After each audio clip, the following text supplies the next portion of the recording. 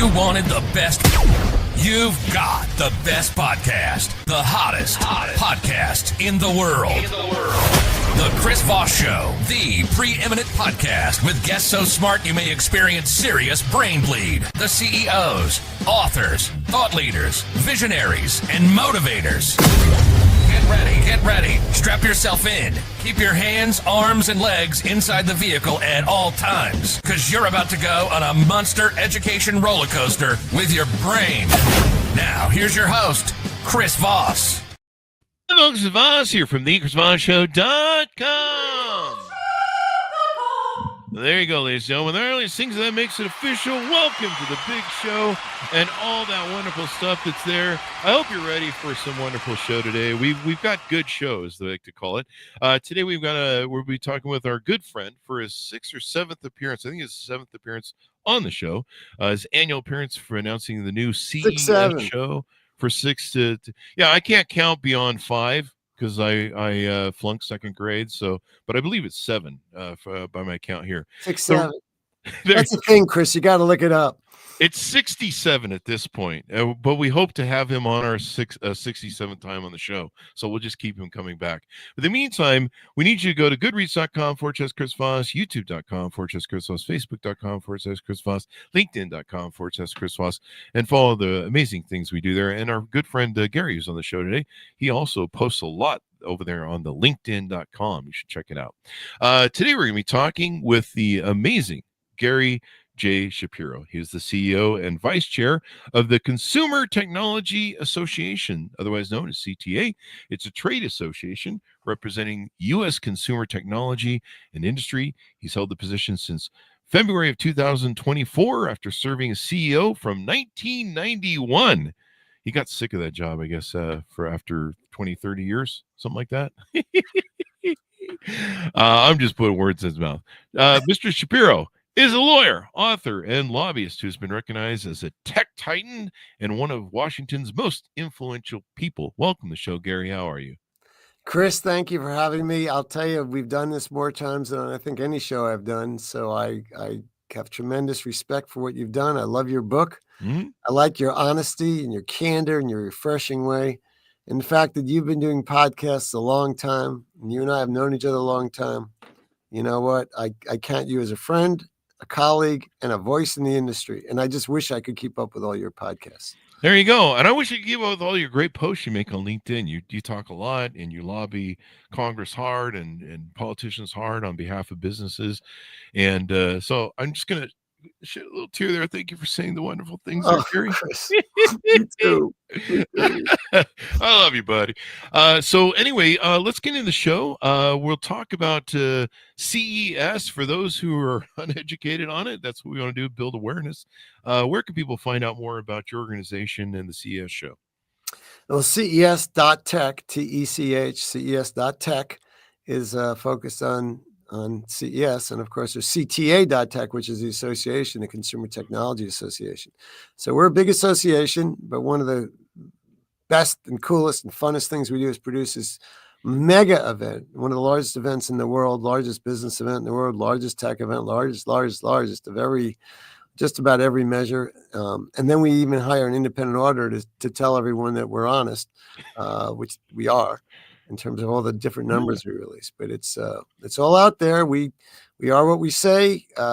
We have pages and pages and pages of information about the industry, about what we do, about the CES, which you've been coming to for how many years? I don't know, 10 years plus, something that I've been coming to. I've been aware of it for longer than that and promoting it and things that are there. It is the largest trade show, I think, ever, really, isn't it?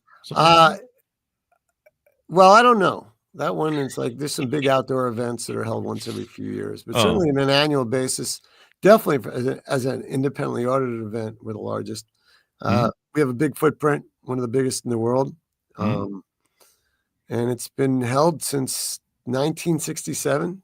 Wow. The guy who hired me started it in New York and moved to Chicago. Got pretty cold one January there, and they were the first big business event to move to Las Vegas. And that was in like 76, I believe. Yeah. And I think my first one was in the 80s. And I haven't missed any since, knock wood. There you That's go. not true. I guess we missed the COVID one that didn't Oh happen. yeah, the COVID one. I remember Happened that. in Yeah. Microsoft, actually. We did a digital event. That was wild times. Wild times. We talked to that. Yep. So you're an acclaimed author. We've had you featured. How many books do you have under your belt there? There's 4 books and Mhm. about 1,300 or 1,400 different op-eds and commentaries and probably some other stuff. And I don't know. It's just a lot of words. It's it's a lot of words. And I'm going off the CTA tech website here, but you are a lobbyist for, of course, all the businesses in your Consumer Technology Association, the CTA. And it says here it represents over 1,300 consumer technology companies and owns and produces CES Show, the global stage for innovation. Is that right? The 1,300 number these days? Well, now we're saying over 1,200, but it's variable. It depends how long we give people to pay their dues. We only allow a company with a U.S. facility, so that limits some of the foreign-owned companies. Mhm. But we're doing okay. We keep getting new members in, big new members. Our prospect list is getting shorter and shorter. Mhm. But CES has several thousand exhibitors Yeah. from all over the world. Yeah. And it's as an association. The other word I struggle with is lobbyist. I do get on not every, but many lobbyist lists as most influential and all that.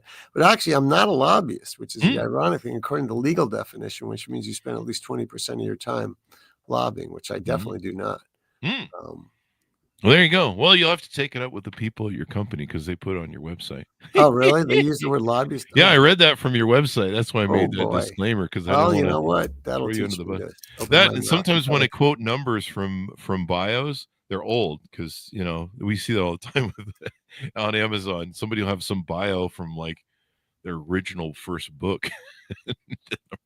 Well, as long as they're not, doing the Ann Landers thing with a picture from 60 years ago for me when I had a full head of hair, then I'm okay. No, they got a recent photo up there, so there you go. But I mean, you could have that Barbara Wawa effect. That whole. I'm going to start putting that on all my stuff. So tell us The about fuzzy lens. the fuzzy lens. Yeah, that beauty lens. Because Well, I I don't know think I was ever hired for my looks to begin with, so I don't worry about that. you and I. That's the one thing we have going for us, I guess, or well, at least one of them. So Gary, give us a. This is going to be held. The show, at least, the exhibit are January 6th through the 9th, and I believe you guys do other stuff pre-show Yes. with the press and stuff. Give us an overview of what this show is, maybe to people who are laymen and aren't aware of it, and give us the rundown of what's going on this week. This week in So, January. yeah, this is a global event. And by that, I mean we have people from all over the world. 40% of the people at the show are from outside the United States. That was Wow. this past January of 2024. Mhm. 5, I'm sorry. It was, we had 55,000 people from outside the United States. Yeah. And we had, another little under 100,000 from the United States. We had about 4,000 exhibitors. Mhm. It was in about 2.5 million square feet of exhibit space spread out across Las Vegas. We have a lot of major facilities we use there. Las Vegas has 3 of the 10 largest convention centers in the country. And for the show, different parts of it, we use all 3. Plus, we use a whole bunch of hotels. We get about 6,000 media from around the world. We have a whole special event. It's a side event in a sense, part of the show though, called C-Space. We use about 4 or 5 hotels now. We get about 10,000 chief marketing officers and content creators and tech people that go to that. They're focused on the business of the internet, if you will, in terms of selling things, the marketing techniques the internet allows. So we get all sorts of people going to that conference. And then, the convention centers have a lot of exhibits. And they are exciting, big companies like LG and Sony and others show their full display of products. That's the way they want them displayed, the message they want to get to the world. It's really interesting stuff. We have the chip companies. We have a lot of the mobility companies, not only the car companies, but also boating mobility, air mobility. We have a lot of companies that are just trying to make the world better and feed people, like John Deere and Caterpillar with their equipment. We have like Oshkosh, which makes half the fire engines in the country and the airport service vehicles. And we have all sorts of different companies. We have Lego exhibiting for the first time. Oh, really? Yeah, we get some really interesting companies coming because every company's a tech company. Yeah, it's wild. And they want to let the world know what they're doing. Yeah. They want to reach this extremely influential, high-value audience of media, of investors, of retailers, of potential partners, and of startups. One of the most areas of our exhibit, if there's one category, would be startups. We have over 1,000 different startups that come in a separate area called Eureka Park. We give them special treatment, so they just have to show up with their idea, basically, and they get a place to meet all sorts of investors and media and potential partners or customers or investors. And that's it's called Eureka Park. And it's dedicated to our proposition as a nonprofit organization that we want to make. We know good ideas can come from anywhere in the world, anywhere, any type of person. And these people that are risking, their time and their own credit card may be maxed out, and they just want to get their idea out to the world. And we try to help them. It's part of the mission and the core of the organization, actually, that we want to always make room for startups.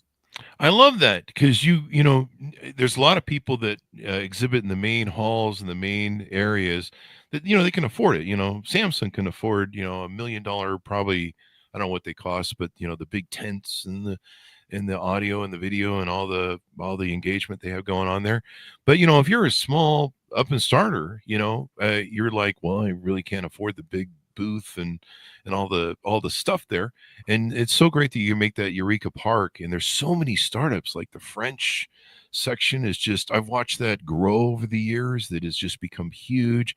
Other countries going there and using that area to profile their startups, and it's really like the place to go as a press person. That's one of my favorite places to go, is you see the future of companies that hopefully will be eventually someday on your main floor. Absolutely. It's exciting. What's really interesting is what we've seen in the last couple of years is we've seen South Korea become ascendant. Yeah. They're probably the number one country after the US in terms of startups in Eureka Park. Countries like Italy are also growing. Clearly, the Dutch and the French, always have a strong presence. Yeah. And obviously, the Americans have the most startups, which makes a lot of sense because we're based here and we're known for our startups.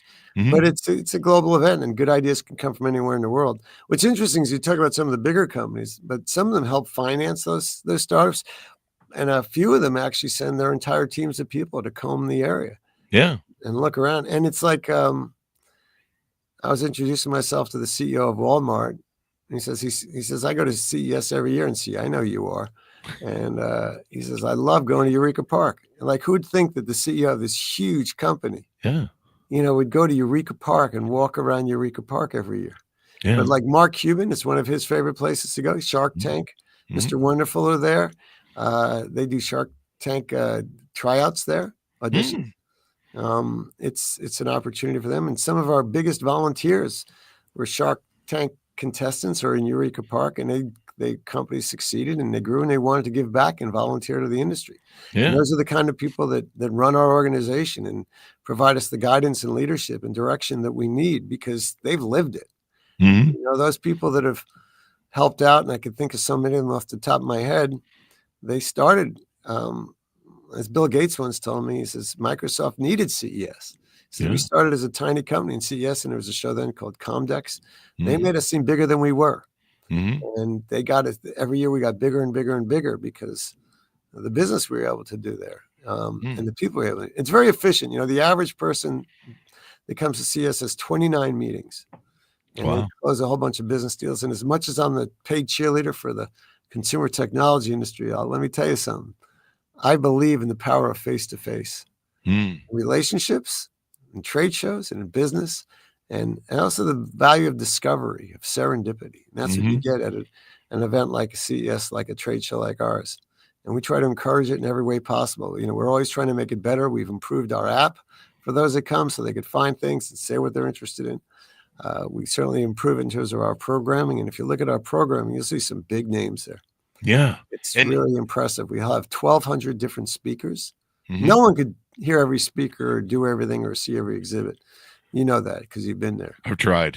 And you get such a flavor for the world and the optimism of the technology. It's great. We'll have a lot of people from the Trump administration, Oh. as well as Democrats Mhm. from around the country, and international politicians are coming in force from all Mhm. over. Yeah, it's going to be a huge event. You've been hosting this since 1991, or working with CES since 1991, over nearly 35 years, roughly, of doing the show. What's what's new this year? Are you seeing any of that AI? AI, what's that? What I I don't know. know. That's no, AI will be pervasive throughout the show. It's huge, and everyone's Mhm. talking about it and doing it, and Mhm. they're showing different cool implementations of it. And Mhm. there's a lot of stuff there in terms of helping your customers, helping your employees, having cool products that do all sorts of things. It's definitely, if there's one core technology underlying the CES, it's AI. In fact, we have a new area called the Foundry that focuses on AI and cybersecurity and quantum computing. And Oh it's wow. new. It's more of a conference with some cool places to see, excuse me, see things. And it's oversubscribed at this point. We have a waiting list to companies to get in there. Holy crap. Yeah, it's you try new things, and our part of our obligation is to introduce our constituencies to the future. Mhm. And for example, like this past show in 2025, we had a whole big focus on energy. Well, we're continuing expanding that because you need energy to power Mhm. AI and Yeah. quantum and electric cars. Now we're seeing more self-driving cars with the new administration. Electric is not being subsidized, and they're back to the focus we should have on self-driving because that solves a lot of big societal problems. It empowers Yeah. seniors, people with disabilities. It cuts down on traffic accidents and deaths. Who doesn't want that? Yeah. So, I was really surprised it hadn't been adopted sooner. I was expecting like 2017 to have well, nothing self-driving ever cars happens as everywhere. quickly as you think. I mean, certainly AI is taken over quickly because that's just software. But you're Mhm. changing a whole industry, the auto industry, Mhm. and you're changing how people get around. But increasingly, if you go to San Francisco, you could take self-driving taxis. Mhm. They're doing phenomenal. They're saving lives already. Mhm. It's only news when something happens, like one hit a cat and killed a cat, and that was big news. But it's the number of lives being saved because of self-driving technologies and active collision avoidance is it's hard to measure, but it'll be reflected in the numbers each year. Yeah. AI is I mean, I'm just surprised at the growth of it. I shouldn't be, but I mean, just them because I'm like just trying to hold on for dear life to keep up on new technology. What other technologies are you seeing that are leading the charge there at CES 2026? Well, another one is that's really seeing fast growth in is robotics. Mm. There's factory robotics, obviously, which is really important, especially as we bring manufacturing back to the U.S. in different ways. And we're having we're having a whole half day of sessions focused on manufacturing. We have manufacturing factory engineers exhibits there. We have, as people try to reach a global audience for U.S., that's certainly part of our agenda that we didn't have last year, or this year, I should say. This is January, next year, 26 in Las Vegas. We're talking about we will have manufacturing. We'll have a lot on robotics. And we certainly see a lot in healthcare still. And Mhm. this is just accelerated since COVID, in that you have all these devices which are basically providing supercharging the ability of doctors who are scarce supply and it takes it a long time, and hospitals which are looking to make sure they get the people when they should be there and not when they shouldn't be there.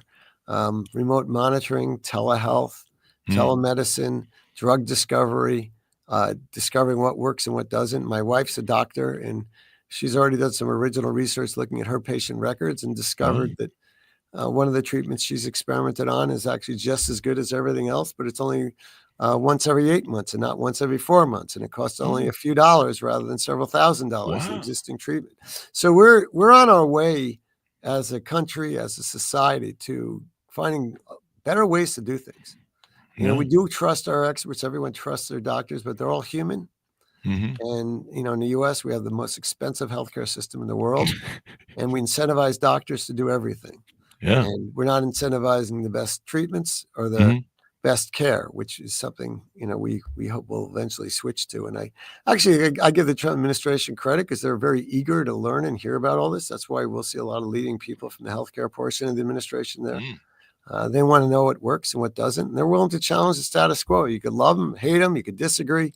I'm a little more nuanced. I mean, I think what they're doing in artificial intelligence is critically important. When I think they're doing tariffs is not helpful to American consumers and not helpful to our place in the world with our allies. Yeah. But he's trying to change things and trying to make things better. And that's important that we have open-minded leaders that are willing to do things like that. Got to get over the fact that you're not going to agree with them on everything. Yeah. Well, I mean, you represent a lot of these businesses and try and get politicians to understand what they need to do to help these businesses grow and be great and help, America be great and the world be great and solve a lot of problems and with technology. And do you see, I know one of the things they've been trying to accomplish that administration is bring manufacturing back. I don't know if that falls fully under your purview, but are you seeing methods that are working going that direction of bringing manufacture back, maybe through the show or your affiliates and stuff, your viewpoint? Well, to be perfectly honest, I'll be interviewing the CEO of the National Association of Manufacturers, a good friend of mine. Talk about him in my recent book, actually, Pivot or Die, and my meeting with their board. But they're focused exclusively on U.S. manufacturing. But they don't love tariffs either because they think that they're making it very expensive to manufacture in the U.S. If you're putting special huge fees on steel and aluminum and things you need to make stuff.